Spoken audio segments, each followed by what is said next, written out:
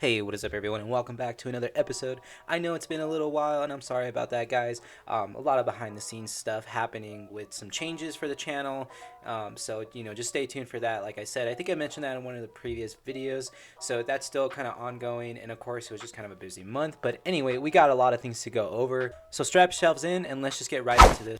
So, of course, we got the teaser last month for Thor Love and Thunder, which I think is still one of my favorite teasers. It has some beautiful shots, such as the ones that are kind of present in the background. I love the iterations between his age and him kind of figuring out who he is as far as where he is in his age and his life.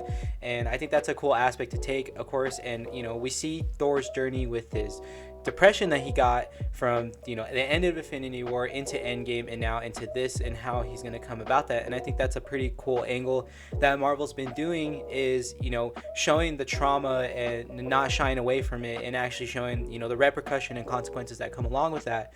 And I think that's a very great thing that they're doing with their movies, even though these movies are based on comics and it's kind of silliness, but at the same time, they are tackling these big heavy themes. And we saw it with WandaVision, we saw it with of course before that, like I said, with Infinity War and Endgame, not only just Thor but also Tony Stark himself, and Steve Rogers, the displacement with Steve Rogers, and of course Tony Stark's dealt with his own fears and his issues with alcohol that we saw present with Iron Man 2. And then of course for Iron Man fans, we already know from the comics that was a big run with his character. So again, I think that's a great angle that they're doing. So as far as the rest of Thor Love and Thunder with the teaser, and yesterday they dropped the Thor 2 trailer where they revealed Gorr the God Butcher, played by Christian Bale. And I think this trailer again just only builds on what the teaser showed. I think there, of course, naysayers who are saying that it showed too much, but I think that we kind of learned our lesson with a lot of these movies, that they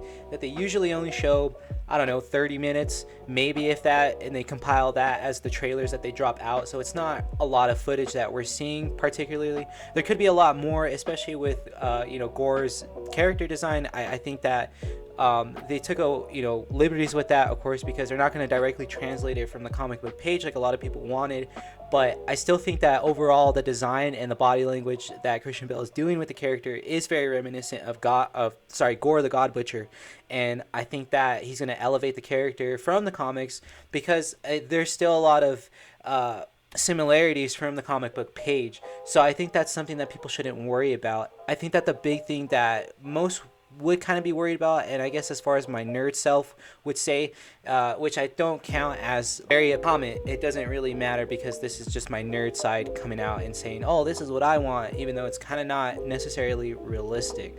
So I think that the biggest flaw is that they're not able to use the symbiote connection. At least I don't think so. I mean, there's some weird slimy things going on in the trailer, and I don't know if that's meant to be like their version, or because of what happened with Spider-Man No Way Home, seeing Venom in that post-credit scene, of course, and then Morbius and them trying to build their Sony shared universe where they use certain characters. I don't know what the hell they're doing, but it doesn't really make sense.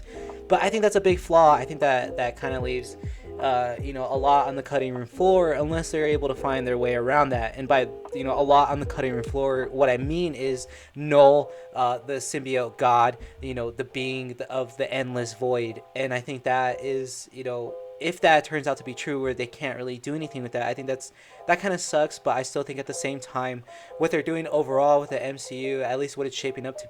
For the rest of the trailer, though, it looks great. I can't wait to see it. The colors are just so vivid and beautiful. And then when we see Gorr, it's like the absence of color. Everything's just kind of muted and gray, and I think that's super interesting to see on screen. And again, I think Gorr looks really great as far as just the performance aspect of it. It does remind me of Gorr, obviously, with the nose, and I just can't wait to see it. And I can't wait to see what the sword actually turns out to be, what its connections are, as far as how they're going to establish him in the MCU. And I can't wait to see him take out some gods. I think he's going to take out quite a bit. He looks like machinist Christian Bale almost, with his body and how hard he's going into the role. and his voice sounds really great, so I can't wait to see that. We have Tessa Thompson returning back as Valkyrie. We have Natalie Portman coming in as Jane Foster after about 8 years and 8 months is what Thor says, so that's quite a bit of time since we last saw her, and now she's the Mighty Thor as they're titling her, and I can't wait to see this and how this unfolds overall. And we have Russell Crowe. He's going to be in this film as well, and he will be playing the god Zeus. And we also have Jamie Alexander returning as Sif. So she actually survived the events of Thor Ragnarok. So that's pretty cool to see. I mean, that was confirmed offhand in commentary, but now we're going to see it brought to screen. So I think that's going to be cool and fill in some gaps. And again, I just can't wait to see how this unfolds and what it does for the future of the MCU, because now these are just pretty much stepping stones into what's going to unfold overall in the big picture. And I can't wait to see where they go with Gorr the God Butcher, like I was saying earlier, because now that there's really no, so I mean, it is a downfall that we're not going to get the symbiote connection, right? But at the same time, like, we are going to get a new version of this background for Gorr the God Butcher. I mean, they're going to still keep the roots.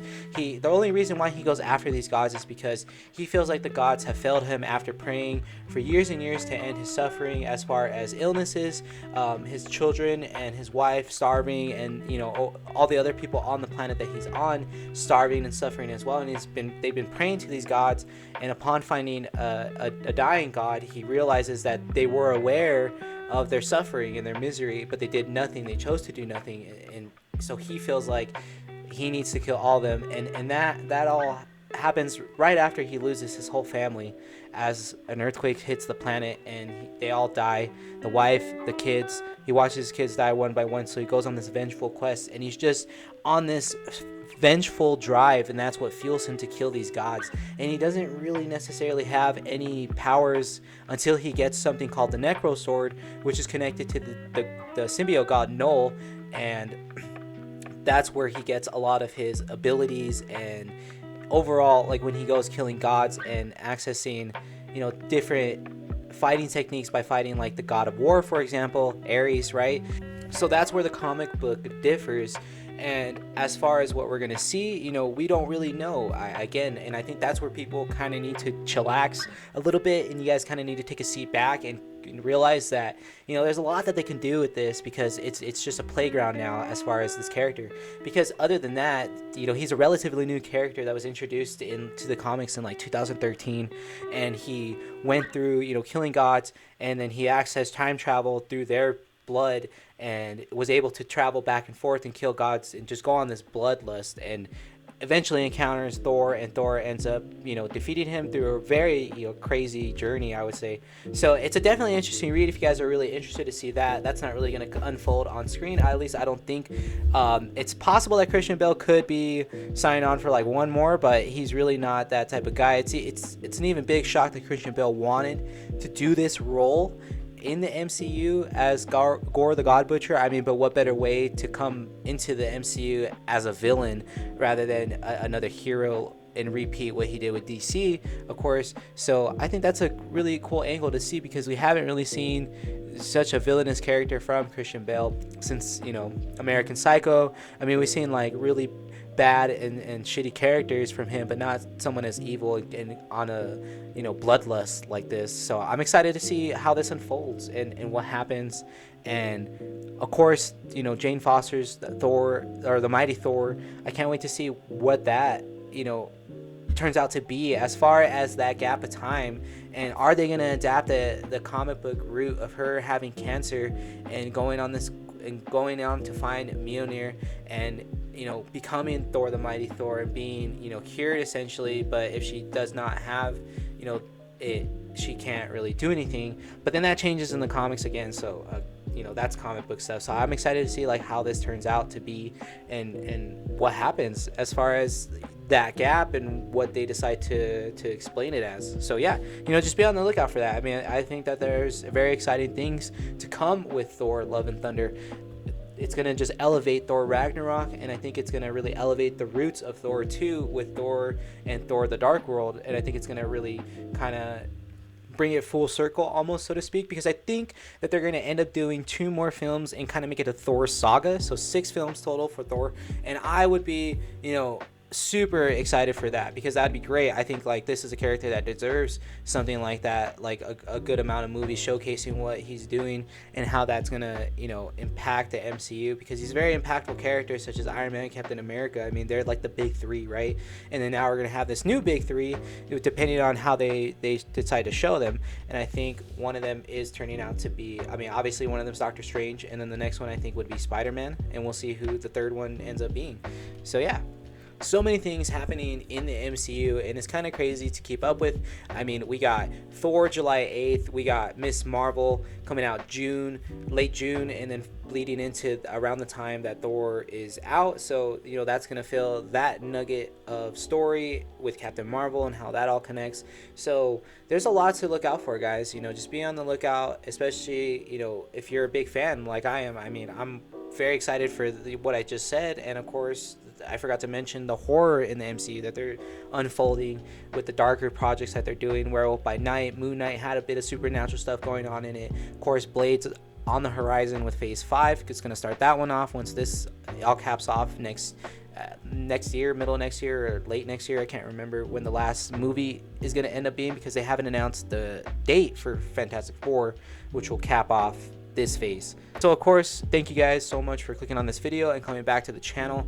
Again, I'm sorry for that little hiatus. Hopefully we get more videos out and we get things rolling with this redesign that I'm doing. So yeah, just, you know, thank you guys so much for your patience and your support still, especially if you guys click on this video. Of course, friendly reminder to just like, comment, and subscribe. It does help out the channel, and it does help things get moving. And of course, recommend this to your friends, anybody that you know that likes movies, is a film buff, anything like that, because we cover more than MCU here, and you'll see more of that on the horizon, guys. So thank you once again. Laters.